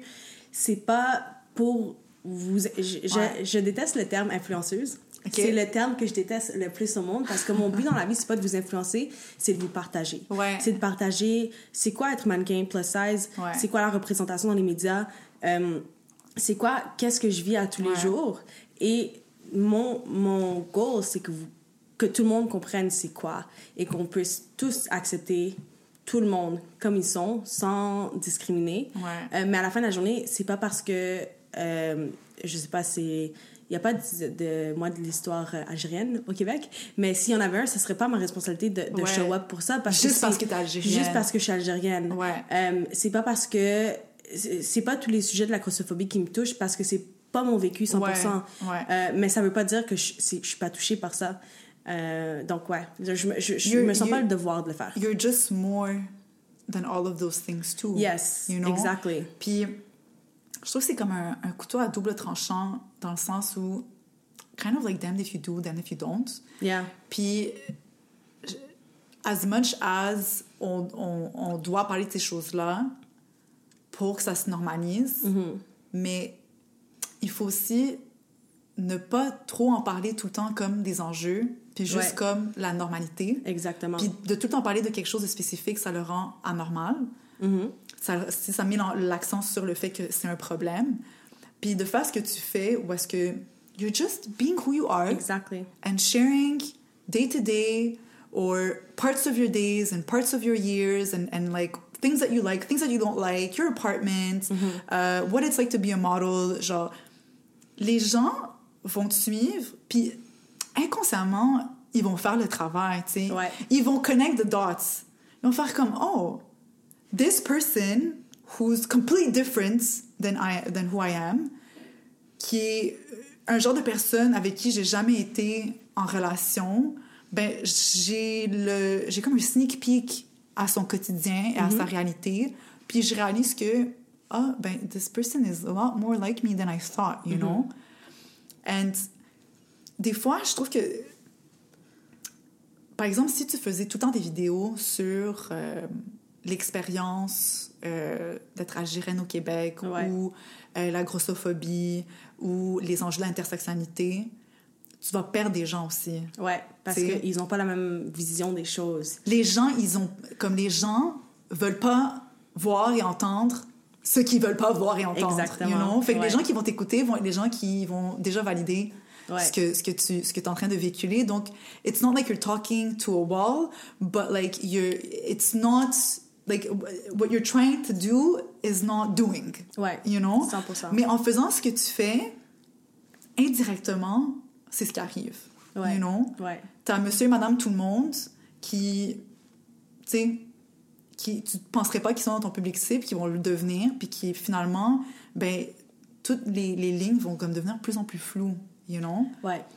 Non, 100%. Je trouve que c'est difficile à balancer, mais à la fin de la journée, moi, mon but dans la création de contenu, dans tout ce que je fais dans le mannequinat, c'est d'inspirer une seule personne. Ouais. S'il y a une seule personne qui peut se voir en moi, qui peut dire, OK, mais je peux m'accepter parce que je suis grosse, je peux m'accepter parce que je suis moitié quelque chose. Je parle pas beaucoup de l'identité des genres, l'orientation sexuelle, parce que c'est quelque chose qui est relié avec mon ancien travail. Okay. Mais c'est quelque chose que j'aimerais aborder plutôt avec la jeunesse nord-africaine, la jeunesse maghrébine, parce que c'est pas assez parlé, c'est trop mis tabou. Donc moi, mon but, c'est de partager pour que eux ils se sentent validés, pour que tout le monde qui voit mon contenu, ils sont pas obligés de se sentir validés, mais s'ils l'ont besoin, ils vont l'avoir. Et je pense que l'identité de genre, c'est vraiment dans ma tête en ce moment, à cause de ce qui s'est passé récemment, les manifestations. Et je pense que c'est important de rappeler aux jeunes que vous êtes comme vous êtes, et c'est correct. Vous faites qu'est-ce que vous voulez. Vous avez le droit d'aimer qui vous voulez. C'est votre choix personnel. C'est pas à quelqu'un d'autre de vous le dire. C'est ça que je veux transmettre dans toutes mes vidéos, c'est que vous êtes, qui vous aimez, qu'est-ce que vous voulez, qu'est-ce que vous portez. No matter what. C'est vous êtes vous. Il y a juste une seule personne comme vous. C'est tout. And exactly that's what you're doing. You're creating that space for that's everybody. mais c'est ça qui est nice des réseaux sociaux, c'est que à travers les communautés qu'on réussit à bâtir, tu sais, c'est pas juste pour nous. On partage pas juste pour nous-mêmes. On partage pour les autres aussi, pour partager, pour établir des liens, pour développer des communautés entre nous avec des gens qui n'auraient pas de communauté si t'existais pas, tu sais. Ou que peut-être ils l'auraient, mais genre down the line, you know, or in other ways and less comfortable ways. I love social media for that, honestly. For sure. It creates like... j'ai fait beaucoup d'études médiatiques et il y a un livre que j'ai lu, The Medium is the Message. I don't know if you've ever heard of it. The what? The Medium is the Message. The Medium is the Message. Et ça parle de comment les innovations de communication ont changé les gens. Et une des choses que ça parle dans ce livre, c'est the idea of a global village. On n'est plus limité à où est-ce qu'on est géographiquement. Maybe I did read excerpts from that. Yeah, it's pretty good. It's a very short read, honestly. Mais ça parle de l'idée qu'on n'est plus limité par où est-ce qu'on est, nos écoles, nos travails. On est vraiment partout et on peut se connecter. Tu sais, je peux parler avec quelqu'un qui est en Chine aujourd'hui, je peux parler avec quelqu'un qui est en Australie et on peut avoir une même vision similaire et c'est vraiment comforting de savoir que je suis pas toute seule, mes idées sont pas uniques. C'est un peu épeurant en même temps parce que t'es comme, OK, j'ai jamais vu d'expérience unique. Genre, mon For You page a montré quelque chose que j'ai fait la semaine dernière, je suis comme... I tell him this on a weekly basis, you know? Je suis comme, every time I'm on TikTok, I'm realizing how my very specific thoughts are not that unique, you know? Ouais, mais ça coûte l'algorithme. L'algorithme aussi, mais c'est wild, mais tu sais, oui, c'est grâce à l'algorithme qu'on le voit, mais c'est pas grâce à l'algorithme que ça existe. Non, c'est ça. Someone out there, and if not one person, millions of people are thinking and believing the same thing that you do and experiencing the same emotions, you know? Mais en même temps, il y a un danger à ça. Il y a un truc qui s'appelle being echo-chambered. Ça fait que les idées qui sont un peu plus problématiques, que moi je vois comme plus problématiques, je sais que c'est pas tout le monde qui le voit comme ça. Ça fait que leurs idées qui sont moins inclusives se renferment. Et c'est dur de briser l'algorithme vers les personnes qui sont pas... qui font pas partie de ma communauté, qui ont pas mes façons de penser. Mais c'est réconfortant en même temps de savoir que, genre, le truc que j'ai fait weird la semaine dernière, il y a 200 000 personnes qui l'ont fait aussi, là. Mais j'adore que t'as parlé du phénomène du echo chamber. J'ai aussi un background en communication. Puis j'ai vraiment étudié la communication et la politique ensemble. Nice. So that was like a recurring topic for me and I was fascinated by algorithms. Mais aussi par le danger des réseaux sociaux, notamment en politique. Tu sais, la fausse information. AI. Tu sais, actually, like, fake information travels 6 times faster than any other type of information. Ça, c'était une donnée sur Twitter from a few years ago. So imagine today. Avec l'intelligence artificielle. Avec l'intelligence artificielle, puis les différents réseaux sociaux qu'il y a aussi aujourd'hui, puis la quantité de personnes qui sont sur ces réseaux sociaux aujourd'hui comparé à avant. Ce 6 fois, je suis sûre qu'il s'est transformé puis qu'il est devenu beaucoup plus grand. Fait que c'est dangereux. C'est vraiment dangereux. Genre, as much as social media is like a blessing in a way, puis ça rassemble les gens, des fois, ça rassemble les gens qui ont des opinions basées sur des informations erronées. Donc, c'est difficile de parler à ça, mais ça veut pas dire qu'il faut arrêter de faire ce qu'on fait sur les réseaux sociaux. Ben, tu sais, tu apportes beaucoup de positivité sur les réseaux sociaux. You're like a breath of fresh air on TikTok, you know, like... je vois pas du négatif par rapport à ça. Mais je pense que aussi c'est à nous de protéger les générations futures. Je pense à mon petit frère et je me dis ok, ben c'est de lui apprendre à avoir une pensée critique sur ce qu'il voit, de pas se baser sur un tweet qu'il a vu une fois comme the everything knowledge, this is what it is. C'est d'avoir une pensée, ok, premièrement est-ce que cette post a des répercussions sur d'autres personnes. Si oui, c'est mon devoir de savoir aller faire mes recherches, aller voir d'autres sources qui sont différentes, de savoir c'est peut-être pas vrai. Et c'est ça que j'ai quand même un mindset, moi je trouve, avec les réseaux sociaux, que tout est pas vrai. Dans ma tête, tout est pas vrai. Tout le monde est bon. Dans ma tête, tout le monde a des bonnes intentions, mais tout est pas vrai. Donc c'est pour ça on peut rien prendre pour acquis. Exactement. Mais c'est vrai parce que moi, chaque fois que je regarde un TikTok, I go to the comment section et juste après, je vais sur Safari et je search is nanana true, you know, or like I want to fact check everything parce que je sais que genre ça va me trotter dans la tête puis j'ai pas envie de garder quelque chose de faux dans mon esprit puis d'avoir après une opinion que je vais développer par rapport à ça. Mais c'est tough, puis c'est pas tout le monde qui a ce réflexe-là. C'est ça, mais il faut l'apprendre aux jeunes. C'est vrai qu'il faut l'apprendre aux jeunes. T'sais, moi, je pense plus aux générations futures qu'aux générations passées. Je fais des efforts, comme avec ma mère, avec mon père, de leur... Parce qu'eux aussi, ils sont en train de grandir dans les réseaux sociaux. On a eu la même expérience réseaux sociaux parce que ça arrivait en même temps pour nous deux. Donc, c'est de leur apprendre, mais sans leur dire, OK, mais tu sais... faut que tu fasses attention, là, mais en même temps, c'est eux qui sont plus vieux, donc ils ont une perspective différente. C'est dur. C'est vrai que c'est difficile. Puis même, genre, like... etiquette online and like what means what. Comme par exemple, il y avait une époque où est-ce que if you followed someone, it didn't mean anything. But like nowadays, if you follow certain people, it's kind of like you're endorsing who they are and what the messages they're trying to share with the society. Puis j'ai comme des images dans ma tête de genre des comptes sur Twitter où est-ce que les gens vont dire comme like what I repost is not necessarily like my ideas. I like only quote me with what I share. Puis des fois, tu sais, c'est là que ça devient flou. C'est comme you cannot take anything for granted of what you see online. Parce que let's say someone likes someone's post, does that mean that they're or they're just liking it because they want to talk more about it or because they want to find it easier after? Like there's so many things that can go behind someone's mind when they act on social media que c'est dur de connaître les intentions de chacun par rapport à ça. I've never heard someone say I don't agree with it if I repost. Really? I'm like, why are you reposting it then? I remember on Twitter, I think it's something like my retweets are not endorsements, something like that. Mais tiens, on s'entend que tu vas pas repost quelque chose que you're not kind of like in alignment with, or you're gonna repost something that's like absolutely shocking.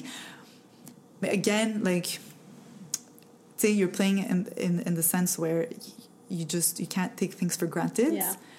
Puis c'est dur là, c'est vraiment dur. Puis des fois, genre aussi maintenant avec le cancel culture qui est vraiment vraiment facile, il y a beaucoup de gens qui veulent juste pas aborder certains sujets, point barre. Mais ce qui fait que, ben, a lot of subjects are just not going to be tackled by people who have a lot of interesting things to say.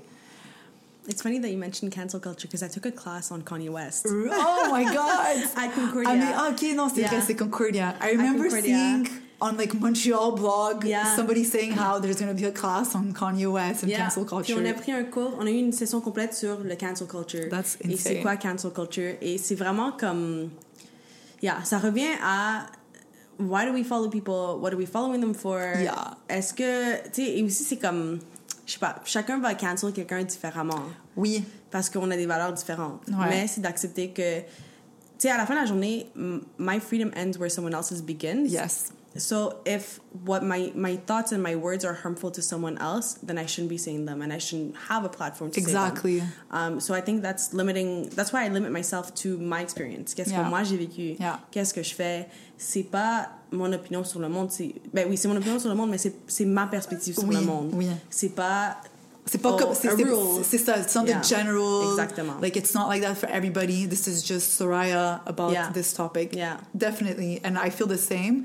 Comme par exemple quand je parle de mon expérience en tant qu'enfant d'immigrant, je pourrais faire un podcast seul, puis avoir des épisodes seuls, puis parler juste de ça pendant des heures et des heures. Mais comme that's not interesting, you know, because my perspective is only my perspective and my experience. What's interesting is seeing what's recurrent and what's different with other people who have like shared comment dire, des composantes similaires que moi, mais des expériences et des vécus différents, you know? Puis de voir comment est-ce que ça tend dans la même direction ou ça diffère, you know? I think that's what's interesting. Yeah, for sure. That's what. And again, diversity is what is interesting. Yeah, puis ça revient à la représentation, d'avoir différentes voix et aussi comme on parlait un peu tantôt de la représentation dans le mannequinat et dans le monde digital. Et ça revient que si on met pas la même voix à toutes sortes de personnes, mais on va juste avoir une perspective. On va pas avoir l'histoire complète. Quand on parle de représentation dans le mannequinat, si tu dis « Oh, we're diversified, we're inclusive », mais t'as juste comme une seule diversité, c'est pas vraiment diversifié. C'est quelque chose qui m'arrive souvent dans le mannequinat.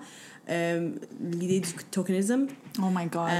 Souvent, quand je vais dans des shoots sur des sets, je finis par être la personne plus size et la personne racisée. Donc, c'est comme même pas... C'est un 2 pour 1 pour eux. Genre, c'est même pas d'effort à faire. OK, on va avoir un monde qui ressemble au monde qui nous entoure. Ou, tu sais, le tokenism, mais aussi le fetishizing. Yes. Comme... Like, I've heard very, like, borderline things. You know, and it's like, I think you're meaning this in a nice way, but it's coming off really weird, you know? Parce que comme autant que t'es pas ton apparence physique, t'es pas juste tes origines non plus, like t'es une somme de plein de choses, puis le fait que des gens se concentrent seulement sur un élément de ta personne constamment, it's like reducing you to that thing, you know? And I don't like that. Like, it's like what I was telling you before about my book.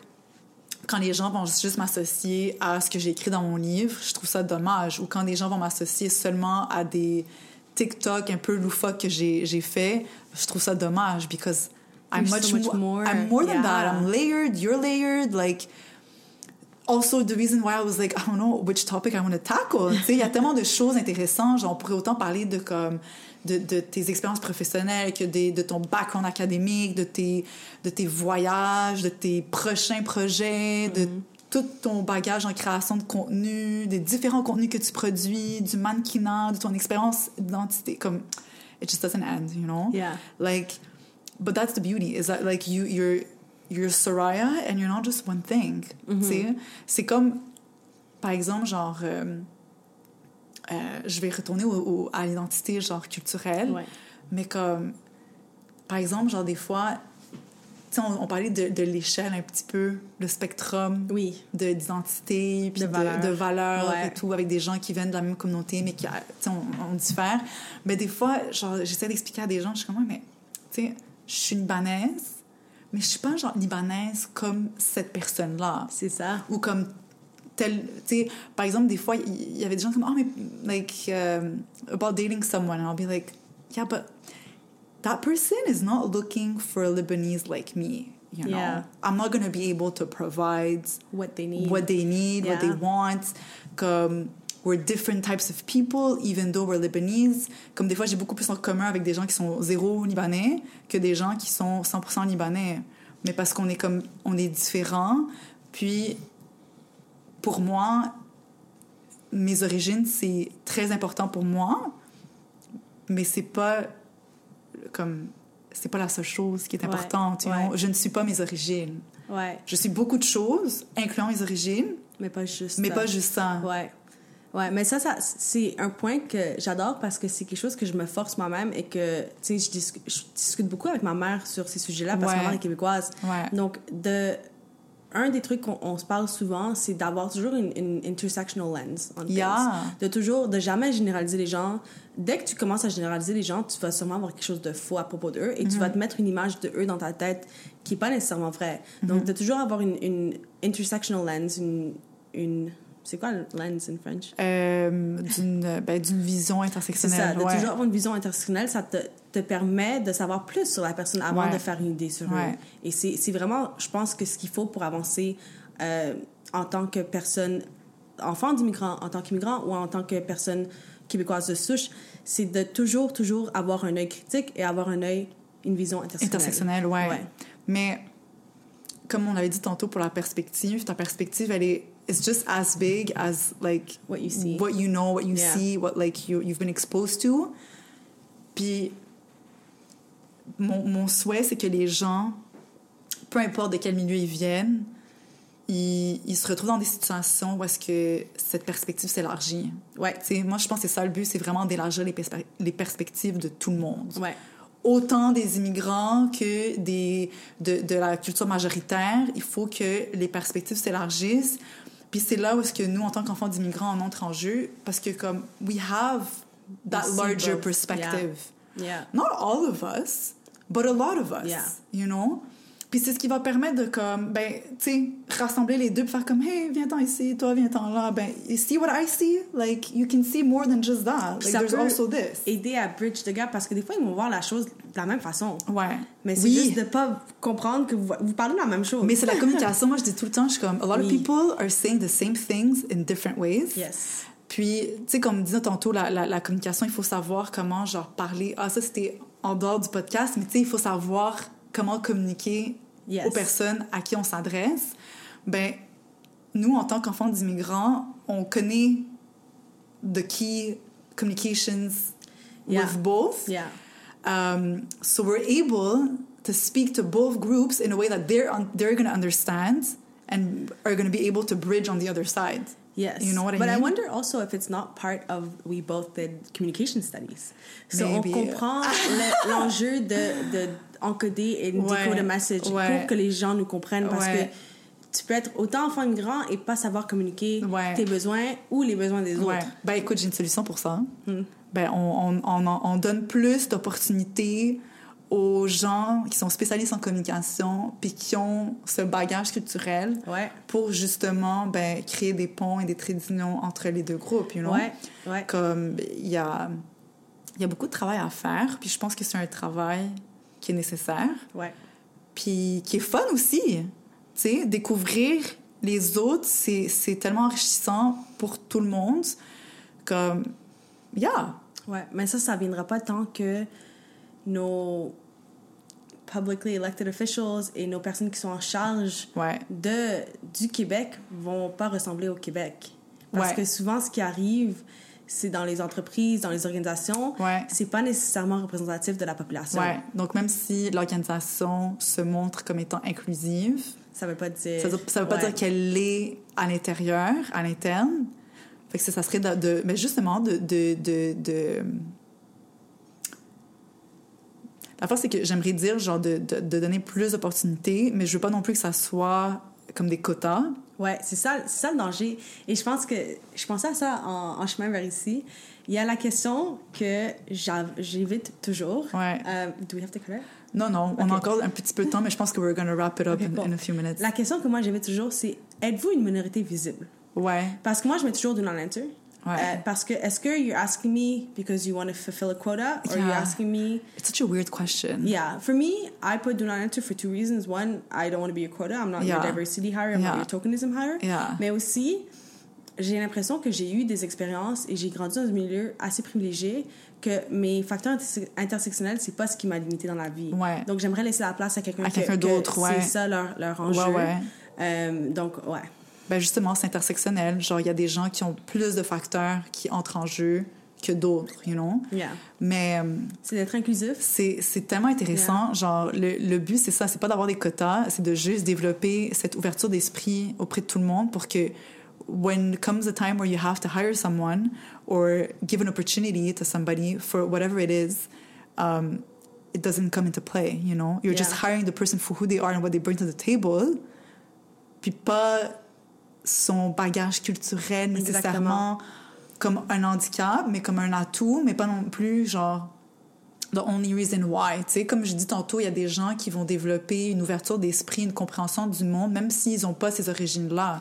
Tu sais, des gens qui ont eu des opportunités de voyage, qui ont consacré leur vie et ont dédié tout leur parcours académique à apprendre la culture d'autrui, de se déplacer, de vraiment comme développer ces capacités-là.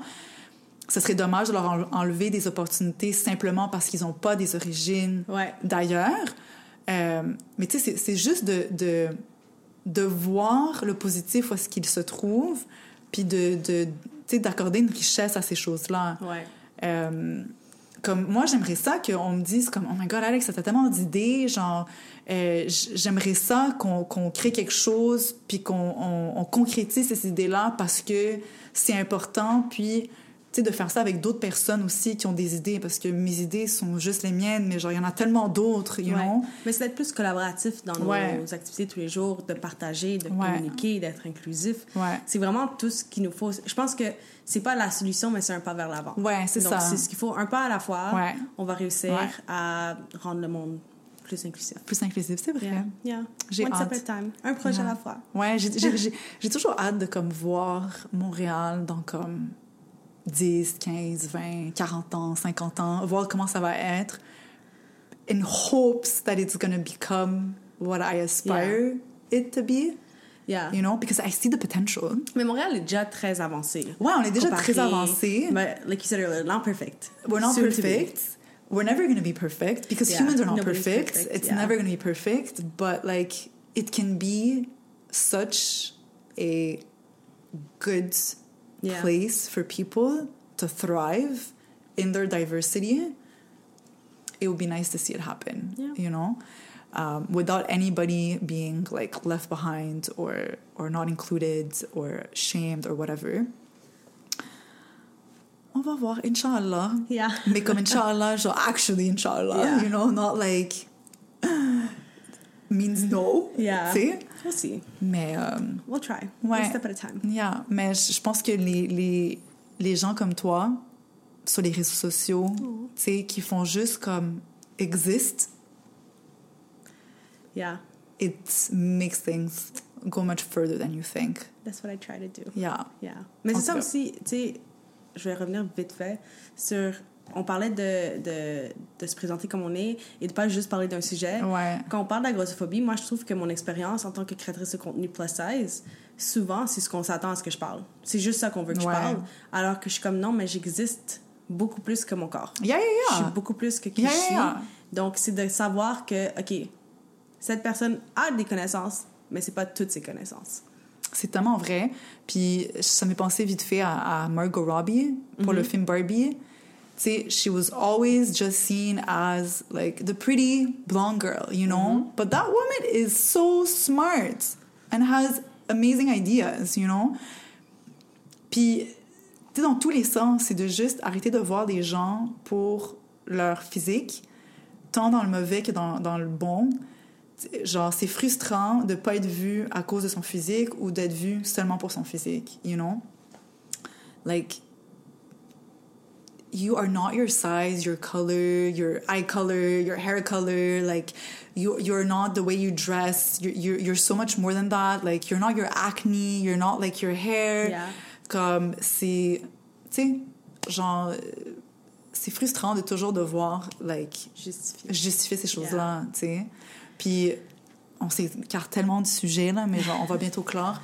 Mais moi, j'ai eu de l'acné pendant quand même quelques années quand j'étais, genre, secondaire, cégep. Puis, tu sais, je trouve ça tellement frustrant de, comme, savoir que les gens me regardent et tout ce qu'ils voient, c'est des boutons. You know? Puis des fois, genre, j'étais pas insécure, mais la personne va juste assume that I am. Because why would I be secure in my own skin with pimples? But also, sometimes I was really insecure and I didn't want to show my face, you know? Puis c'est comme, c'est dur de genre, tu sais, t'es en train de comme... T'es entre les deux, puis genre... Mais tu sais, c'est ton expérience à toi personnelle. Mais tu sais que dans la société dans laquelle tu te trouves, l'apparence physique est super proéminente. so no matter what you're gonna do, it's like people are gonna associate you to what you look like, you know? Yeah. Or like my nose or my eyes. Puis dans le bon comme dans le mauvais, tu sais, les gens font comme oh my god, la fille avec les yeux bleus, mais comme oui, mais genre, tu sais, j'ai fait d'autres choses dans ma vie que d'avoir des yeux bleus. Merci, tu sais.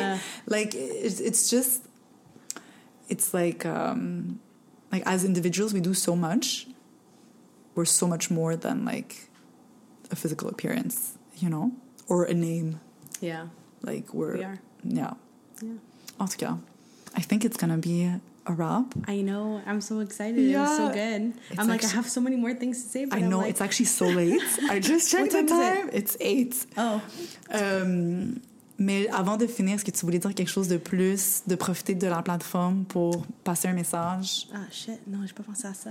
Mais t'es pas obligée, là. Tu peux juste dire, genre, bonne soirée. Non, ben merci beaucoup de m'avoir accueillie. De rien, ça fait plaisir. Contente. C'est vraiment un projet que j'ai hâte de voir. J'ai hâte d'écouter aussi. Ouais. L'épisode, je vais l'écouter dans l'avion. En passant, c'est ma première invitée. Donc, c'est le premier podcast que j'enregistre avec une personne autre que moi-même.